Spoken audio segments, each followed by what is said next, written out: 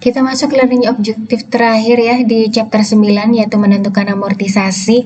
Kalau waktu belajar aset tetap kalian sudah familiar sama istilah depresiasi. Nah, amortisasi itu adalah depresiasi, semacam depresiasi untuk intangible asset gitu. Nah, kalau depresiasi kan kamu mengalokasikan cost untuk menjadi expense di sepanjang umur manfaatnya aset tetap. Nah, sama amortisasi juga iya, mengalokasikan cost di sepanjang umur manfaatnya intangible asset gitu. Nah, jadi yang kita lihat di sini intangible asset yang diamortize atau yang enggak itu dilihat dari mananya? Dilihat dari umur manfaatnya. Apakah dia limited life intangible atau indefinite life intangible gitu. Kalau limited life intangible berarti dia diamortisasi. Nah, nanti mencatatnya seperti apa? Mencatatnya sama sih.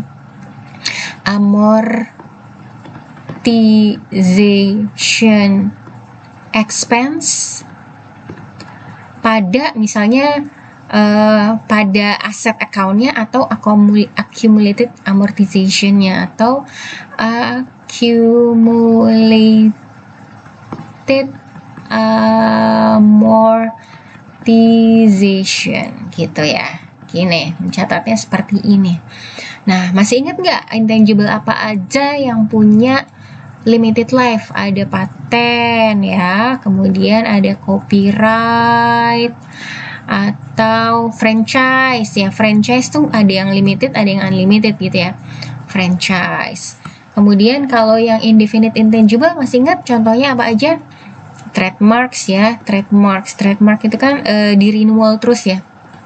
Trademarks. Terus apa lagi ya? Goodwill ya. Goodwill. Apa lagi? Oke, pokoknya yang dia indefinite life itu dia tidak diamortisasi ya.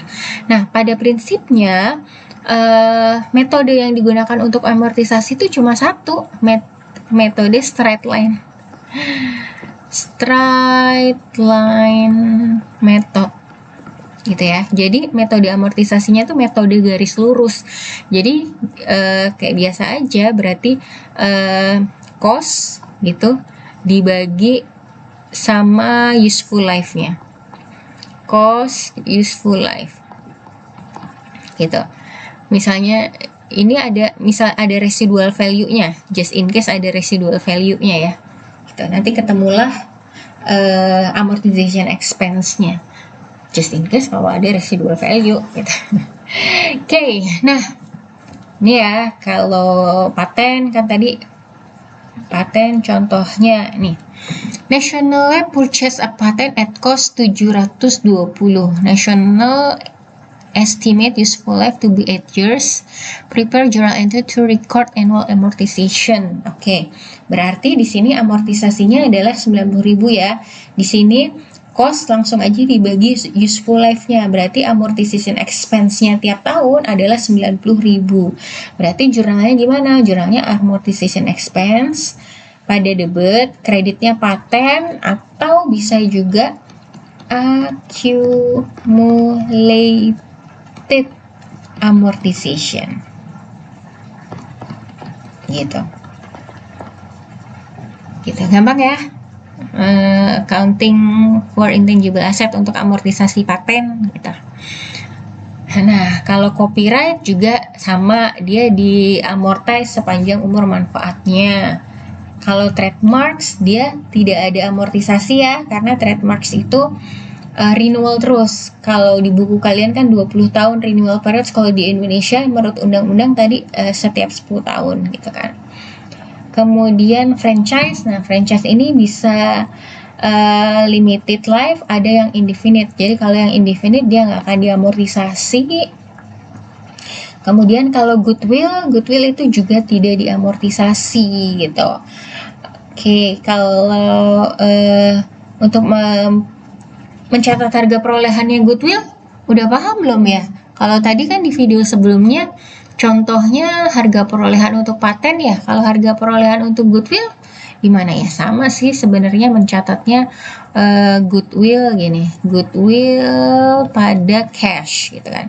Cuma kan goodwill itu didapat ketika harga ini purchase price melebihi dari fair value dari net assetnya kan, fair value dari net asset gini. Nah, misalnya di sini total aset tadi kan ketika dicontoh di video sebelumnya purchase price-nya harganya 5 juta. Fair value dari net asetnya 3 juta.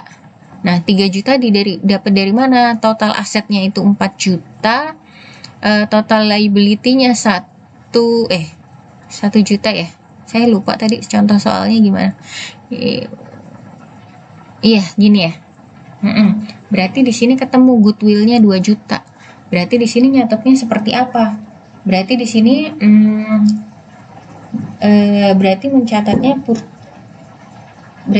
mencatatnya gini ya. Jadi net asetnya itu kan berasal dari total aset dikurangi dengan total kewajiban.